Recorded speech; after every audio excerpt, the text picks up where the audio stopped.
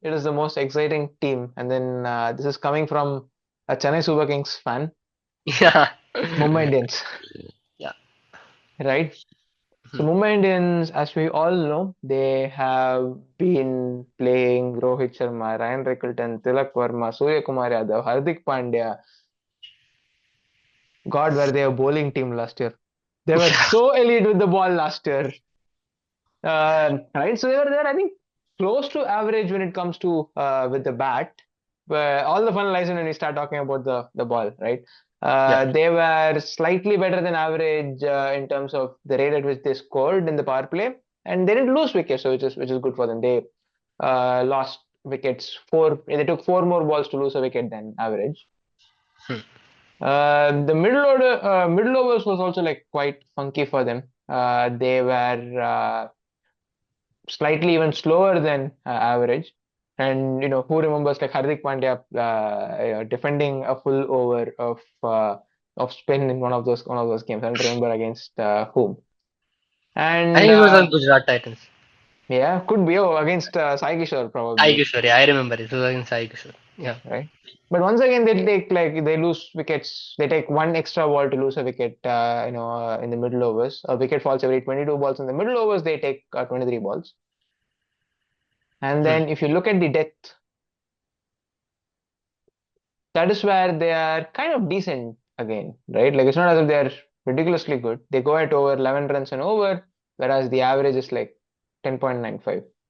Hmm. They don't lose wickets. They're really good at that.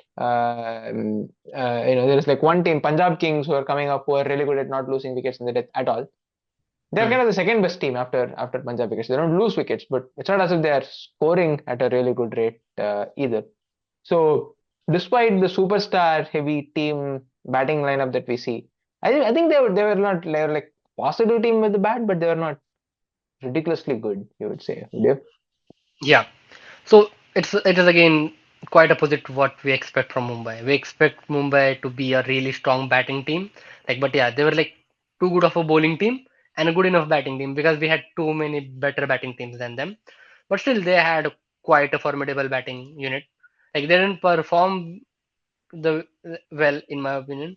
So we can see that uh, Ryan Rickelton was very good for them, and same with Will Jacks. Rohit Sharma, he was good at strike rate, like he was not wasting balls, but he was getting out too often in power play. They have a good backup for Quinton. We'll talk about him afterwards. But yeah, Ryan Rickelton, Rohit Sharma. But the biggest problem which they have is that the problem of plenty sometimes I feel like Tilak or your Surya are really good number three batters. And because of this system of batting Will Jacks at number three, you don't get they don't get their best position. Sometimes Tilak bats at as low as number five, which is a issue. So people are batting their out of positions in some way in this team. That was a issue in my opinion that their batting didn't come off that well. But yeah, and you can see in the middle overs again Suryakumar Yadav was elite. Like it's quite weird to think like he has been elite in IPL and very poor at both sides of the IPL. But bad for India, but good for Mumbai. So that's not a problem. Rohit Sharma was really good in middle overs. Whenever if he goes past that power play, he was good. Hardik again, all of them are striking on average so close to 170s and averaging in plus 25s, plus 10s, and plus 5s. Tilak Varma was slightly sad version, like he was like minus 30 on strike rate and averaging slightly more, but that was the part. You could see that Namandhir is like striking at very low rate, but Namandhir was coming at over number 14, 15, only two or three balls he was playing in the middle overs, and then he was striking very well in the death. Like he was kind of a revelation, like he was batting at number 8 and he was doing that Ramandeep role which like KKR had for like 2 3 years ago. He was doing that role. So yeah, he was quite great in death overs. So let's see about death overs. So as we said that again, Suryakumar Yadav, if he's there, he was like Suryakumar Yadav, Namandhir, Tilak Varma, all of them are in quadrant three. Like everyone is quadrant three or near the origin. Again, we see this guy Rutherford. This again best trade which they did. Like they got him. So again, he could solve their middle order problems. But again, the main issue is that if you get Rutherford at four, Tilak goes again like way down the order. So the problem with Mumbai is again, in my opinion, is a problem of plenty, not of a problem of personal. Personal, yeah. All right. The funny part about Mumbai is, when I talk about their bowling, you'll just feel like, okay, this is going to be extremely ridiculous. And next year they might end up winning the cup, but this time by being a batting team and not a bowling team. Like, Hmm.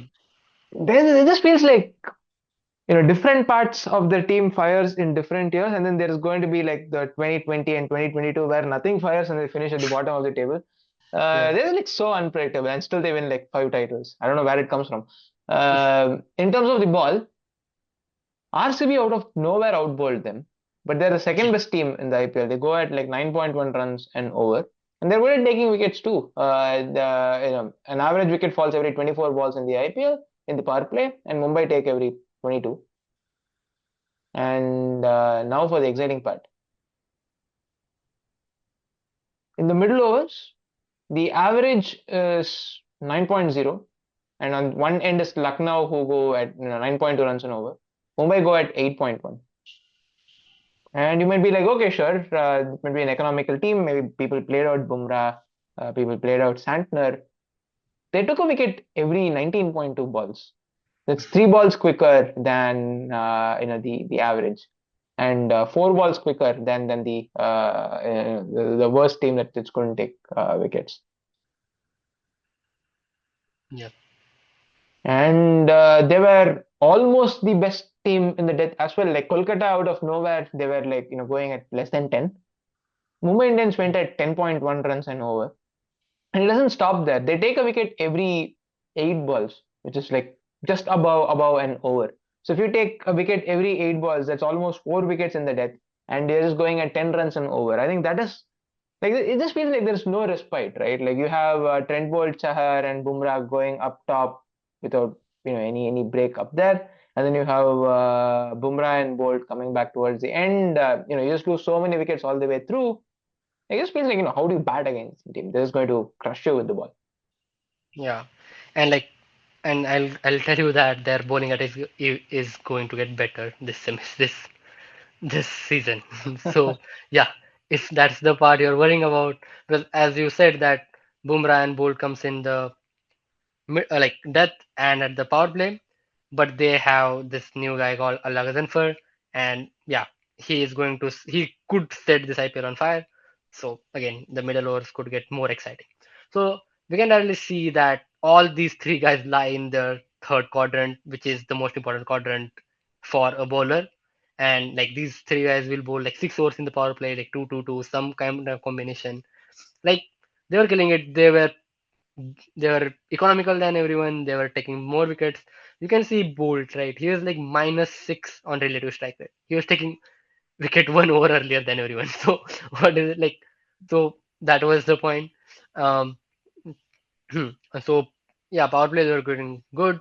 The middle overs are quite interesting for them because actually we expect them to not perform that well in middle overs, but in middle overs because Bumrah is not going to bowl, Bolt is not going to bowl in middle overs, but whatever they had, like Hardik did Bumrah very in the well. middle Will of Jacks it. well. You bowl Bumrah just for 1 over in the power play and then use him in the middle as well. Yeah, 1 over in the middle and then two at the deck. Yeah, one. Yeah, Bumrah will bowl one in middle, but like primarily they will bowl Hardik Pandya, Mitchell Sandner, Ashwini Kumar, Will Jacks, and surprisingly Ashwini Kumar, Will Jacks, Hardik Pandya they did quite well, and Mitchell Sandner also was also very good on economy. He was not taking wickets, but again his job was to save economy. But again, most likely they will going to replace Mitchell Santner with Ghazanfar. So yeah, he will get into that third quadrant. So they are going to get better there. And if you look at death overs again, death overs is like a story of like it's like stark contrast between two bowlers and others. Like you can see Trent Boult and Jasprit Bumrah, they're killing it like striking better than everyone, economy better than everyone, and the other bowlers they were like so they have the death overs bowling performance as close to an average because Ashwini Kumar and Hardik Pandya were reaching more runs and like again Santner, like whoever is there other than Bumrah and Trent Bolt, but they were quite elite, and that is not going to change anytime in future. So yeah, they will get better Right. in the spin department, but yeah, fast bowler they had always had elite department. All right. Time for to find out if the Mumbai Indians are a competent team in the IPL or not. Uh, right. A lot of Like things are going to remain the same, except it just feels like they've gotten. Where did they get Quinton de Kock from? Out of nowhere, right? So if Ryan Riggleton is not working for them, they can go with Quinton de Kock. Or worst case, they can push Ryan Riggleton down and then open with de Kock. Or they can replace with de Kock. Well, there's so many options or up they front. can put Decock and Ryan Decock on the bench, open with Will Jacks, bat like Surya at three or your Yeah, they have Shardu and Tilak at three. Rutherford. Surya Tilak is Yeah, taking three. Tilak and Tilak three, Surya four, and Rutherford at five. That could be the one of the best combinations they can go. Or they can go for Robin. Means they can do many things. Yeah, They they can do have literally options in the bench. generate a random number, come up with a team, and play with that team. So yeah, they are that good. I think the only reason that they're going to be terrible is because they didn't buy Eden after Tom. Yeah, But outside of that, I think they're going to be yeah. I mean, they can just win a game through like so many tools, right? how many tools? Yeah. And I know Mitchell Sander did really well for them last year, but I am like really high on Allah Ghazanfar. Like if I won't be surprised if he starts. I might be Hmm. totally wrong, and then Mitchell Sander might still go through, but they do have one good spinner. I think they might struggle with the second spinner. So if Chennai can find a way to make this wicket spin once again, like you should still have a spin friendly track and then try to beat them. But it's a really good bowling attack, man. Like they have Deepak Chahar, Trent Boult, Jasprit Bumrah. It's just gotten good. They have Shardul Thakur at 8, who's going to play the Evan Galbis effect, or as I would like to call in the Indian context, Shardul Thakur syndrome. Shadul Gordon, Uh, yeah. Basically, I don't think he's even going to be that fifth bowler. Hardik is going to be that fifth bowler, and he's just going to bowl changeovers in the middle here and there. And he's Hmm. not like that fantastic a batter, right? Like he's giving some support to the bat, followed by Deepak Chahar, who can also hold a bat. Yeah. But the fact that he bats at 8 might actually let Rohit Sharma and the Ryan Regaltons to go nuts without worrying about losing wickets. Like even if they lose all those wickets, sure, Shardul Thakur might have to play 2 overs in the day. That's not the end of things. Hmm. So that effect of not being there with the ball, not being there with the bat, but being good here and there, but still contributing to the team. That's what Jared calls the Evan Galbis effect. And now that it's the Make in India era, we'll make a name that is more Indian, so we'll call it the Shardul Thakur syndrome. Shadul. And in this case, it is actually Shardul Thakur who is exhibiting the Shardul Thakur syndrome. The name comes from what he does for India. But yeah, what do you think? Overall, good team. Overall good team. I'm not even looking at the team. I'm looking at the bench. The Yeah, best bench Corbin possible. Bosch. Like Corbin Bosch, Rutherford, like Quinton de Kock can get in any team. Like Mitchell Sander is at the bench, the best four players in the bench.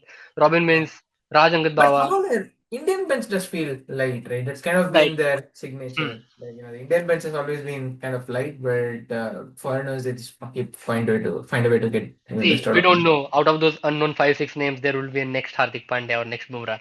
So we don't know. Like their scouting is quite great. Like Fair so, enough. yeah. Like they should qualify. Like they should be like one of the top two teams. Like if they're Yeah. not in top two teams, then yeah, they didn't do well. I mean, they have to be one of the top 2 teams unless they are not. That has been the story of Mumbai Indians, right? Yeah.